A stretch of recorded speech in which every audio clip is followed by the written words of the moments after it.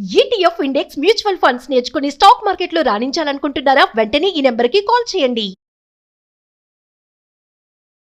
మాలతి గారు నమస్తే అండి. నమస్తే అండి. యా సమ్ డైవర్స్ కేసెస్ లో చూస్తూ ఉంటాం. ఇప్పుడు డైవర్స్ కేసెస్ అయిన తర్వాత వైఫ్ మెయింటెనెన్స్ వేస్తూ ఉంటాం.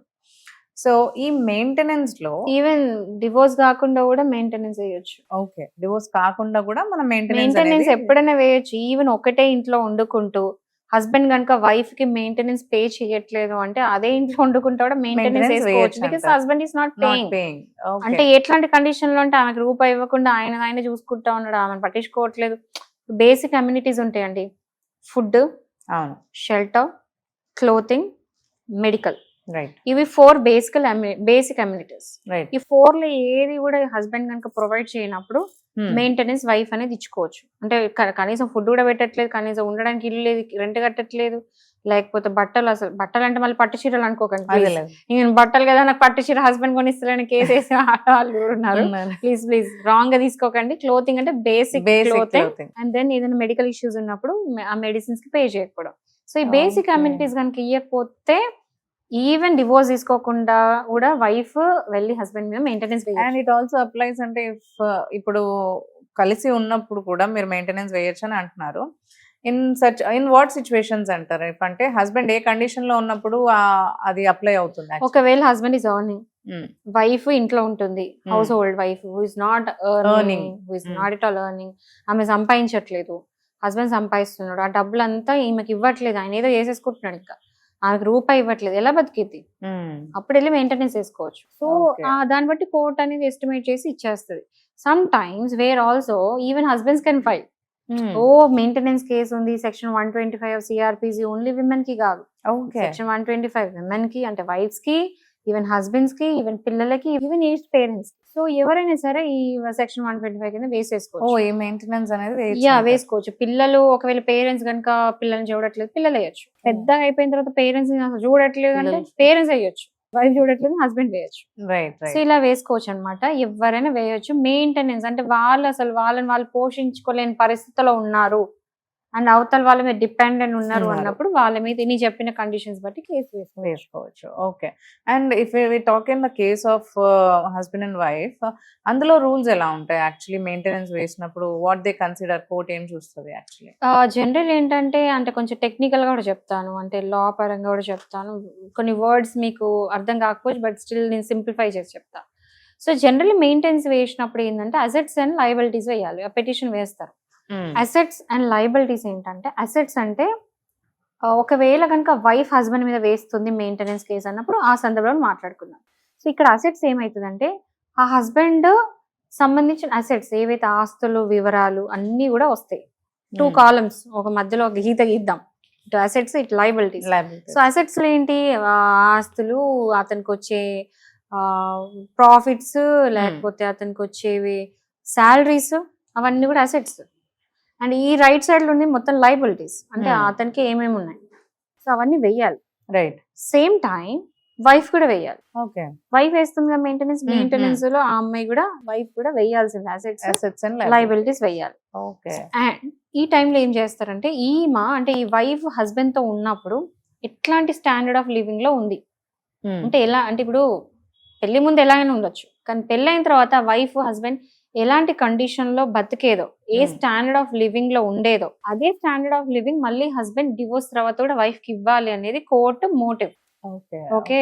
సో అంటే ఇప్పుడు డివోర్స్ ఎందుకు తీసుకుంటారు? జనరల్ ఏదో ఇష్యూస్ వల్ల. అండ్ హస్బెండ్ స్టాండర్డ్ బట్టే ఇప్పుడు ఇది ఎందుకు వస్తుంది అంటే, చాలా మంది అనొచ్చు అదేంటి మరి పెళ్లి ముందు అమ్మాయి పూర్ ఉండొచ్చు కదా, హస్బెండ్ పెళ్లి చేసుకున్న తర్వాత నా ఆస్తి వచ్చింది కదా, సో ఆ స్టాండర్డ్ ఉన్న తర్వాత ఎందుకు ఇవ్వాలి?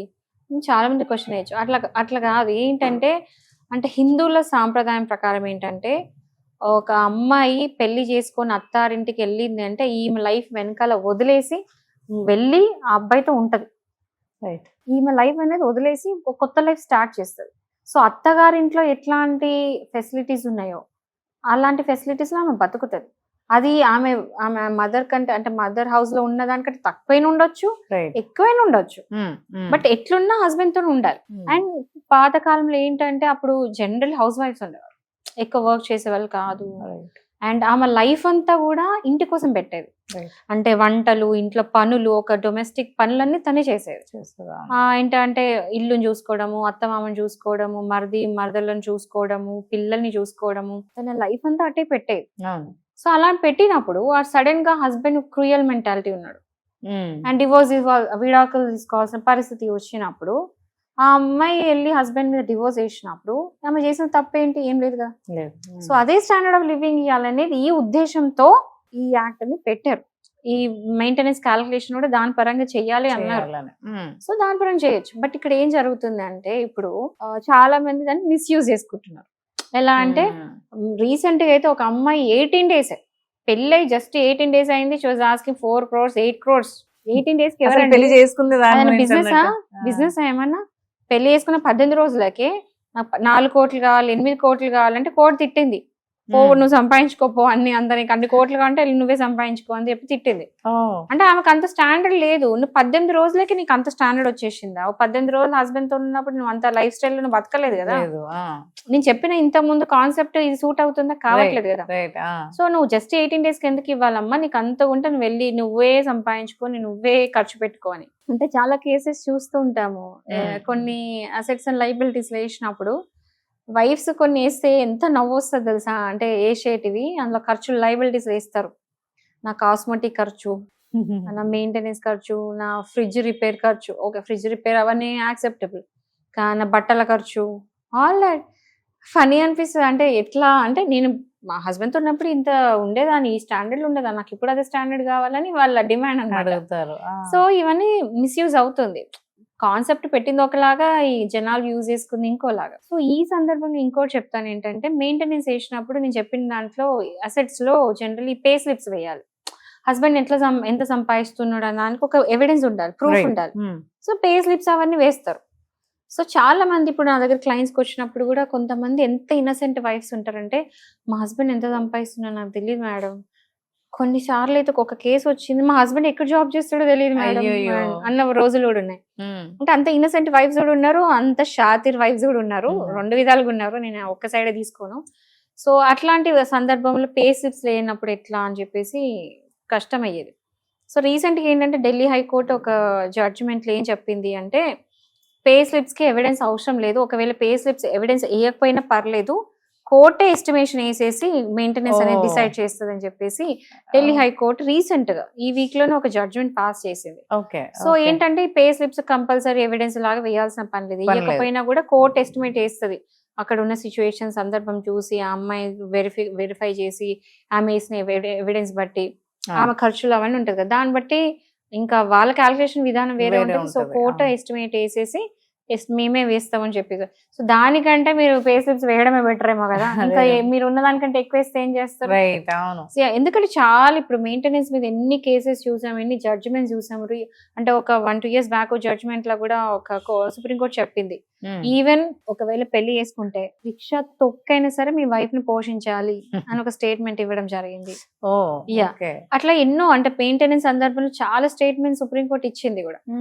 వైఫ్స్ ని కూడా మందలించిన రోజులు ఉన్నాయి. ఒకవేళ మీకు ఎన్ని కోట్లు కావాలనుకుంటే నీకు ఉందిగా క్వాలిఫికేషన్, నువ్వు సంపాదించగలుగుతావు కదా, ఎందుకు ఐడియల్ కూర్చుంటున్నావు? ఇప్పుడు బీటెక్ అన్ని చేసి ఇంట్లో కూర్చున్న ఆలిమని అడిగితే ఎట్లా అండి? మెయింటెనెన్స్ అడిగితే ఎట్లా? ఆమెకు ఆ క్వాలిఫికేషన్ ఉంది కదా, సంపాదించుకోవచ్చు కదా, చేతులు కాలు బాగానే ఉన్నాయి కదా, ఎందుకు అడగాలి మళ్ళీ? అయినా అడుగుతారు. నేను ఎందుకు అంటే నేను ఏం చేయట్లేదు, ఇంట్లో ఉన్నాను, పెళ్లి చేసుకుని. ఎవరు ఉండమన్నారు నిన్ను? పెళ్లి నీకు ఉంది కదా, ఆ సర్టిఫికేట్ యూజ్ చేసుకుని జాబ్ ఎత్తుకొని సంపాదించుకో. నువ్వేం పెద్ద అంటే నీ కోసం మీ హస్బెండ్ ఎందుకు కష్టపడాలి? ఇంకోటి కూడా చూడాలి. ఇంకో యాంగిల్ ఏంటంటే, హస్బెండ్ కి వైఫే మొత్తం ఉండదు కదా. హస్బెండ్ కి పేరెంట్స్ ఉండొచ్చు, పెళ్లి కావాల్సిన అమ్మాయి ఉండొచ్చు, చదివించాల్సిన తమ్ముళ్ళు ఉండొచ్చు, మరి అప్పులు ఉండొచ్చు, ఆ అబ్బాయికి సొంత ఖర్చులు ఉండొచ్చు, ఎన్ని ఉంటాయి. పెళ్లి కాగానే నాకు హాఫ్ కావాలి ప్రాపర్టీ, నాకు హాఫ్ శాలరీ కావాలని డిమాండ్లు, అవి నడవవు కదా. ఇప్పుడు మరి హస్బెండ్ కి సంబంధించిన ఖర్చులు మళ్ళీ వైఫ్ ఇస్తుందా? ఒకవేళ అదే అంటే కొన్ని ఇన్సిడెంట్స్, కొన్ని కేసెస్ చూస్తే కొన్నిసార్లు మరి ఏంటబ్బా వీళ్ళు నిద్రపోయి ఇచ్చిండ్రు జడ్జిమెంట్లు అనిపిస్తుంది. బట్ ఈ రోజుల్లో అలా కొంచెం జడ్జిమెంట్స్ మారుతున్నాయి. ఎందుకంటే సుప్రీంకోర్టు స్ట్రిక్ట్ గా మెయింటెనెన్స్ కి కొన్ని కీ రూల్స్ ఇచ్చింది. ప్రతి జడ్జ్, ఫ్యామిలీ కోర్ట్ జడ్జ్ ఈ కీ రూల్స్ ని దృష్టిలో పెట్టుకొని మీరు జడ్జిమెంట్స్ ఇవ్వండి అని చెప్పి స్ట్రిక్ట్ గా చెప్పడం. ఎందుకంటే రీసెంట్ గా సుభాష్ కేసులో సూసైడ్ చేసుకున్నాడు. అవును బికాజ్ హీ హ్యాస్ టు, అంటే ఎంత హరాస్మెంట్ అయిందంటే హీ హ్యాస్ టు, ఇప్పుడు ఆయన ఉండేది ఒక ప్లేస్ లో, ఇంకో ప్లేస్ కి వెళ్ళి ట్రావెల్ చేసుకుంటా, లీవ్స్ పెట్టుకుంటా, అంటే ఆయన ఒక అలిగేషన్ ఉంది, జడ్జి కూడా వినట్లేదు, అమ్మాయి సైడ్ ఉంది అని చెప్పేసి ఏమన్నా లంచం ఇచ్చి ఉంటారని ఒక అలిగేషన్ తో కూడా వేసాడు సూసైడ్ నోట్ లో. అంటే ఇంకా కావాలని హారెస్ చేయడము, ఫేక్ 498 కేసు వేయడము, మెయింటెనెన్స్ అంటే అతను వీలయ్యే దానికంటే ఎక్కువ మెయింటెనెన్స్ అడగడం, అలిమని అడగడం, పిల్లని చూపి, ఈ మెంటల్ టార్చర్ భరించలేక సూసైడ్ చేసుకున్నారు. అలాంటివి ఫాలో అప్ అయినాయి, చాలా కేసెస్ అయినాయి. మీరు చూసారా సుభాష్ కేసు అయిన తర్వాత చాలా మంది సూసైడ్ చేసుకున్నారు. సో ఇవన్నీ జరిగేసరికి సుప్రీంకోర్టు ముందుకు వచ్చి లేదు ఈ కీ రూల్స్ అన్ని ఉన్నాయి, ఇవన్నీ కూడా ఇవి దృష్టిలో పెట్టుకుని జడ్జిమెంట్స్ ఇవ్వండి, ఎక్కడ కూడా అన్యాయం జరగద్దు అని చెప్పేసి కోర్టు చెప్పింది. సో ఇప్పుడు జడ్జెస్ కూడా చాలా అంటే కాషియస్ ఉంటున్నారు, ఇచ్చేటప్పుడు కూడా చూస్తున్నారు క్వాలిఫికేషన్ ఉందా లేదా. వైఫ్ కి ఒకవేళ క్వాలిఫికేషన్ ఉంటే ఇంకా సంపాదించుకోండి, మీరే ఎంత ఇవ్వాలి అంతే ఇస్తాం, అంతకన్నా ఎక్కువ ఇవ్వని చెప్పేసి కోర్ట్స్ కూడా చెప్తున్నారు. So men don't be scared like before, ముందులాగా లేదు. మెన్ మీకు కూడా ఫేవరబుల్ కండిషన్స్ మీ రోజులు కూడా వచ్చాయి. So remember this. Right. Thank you so much.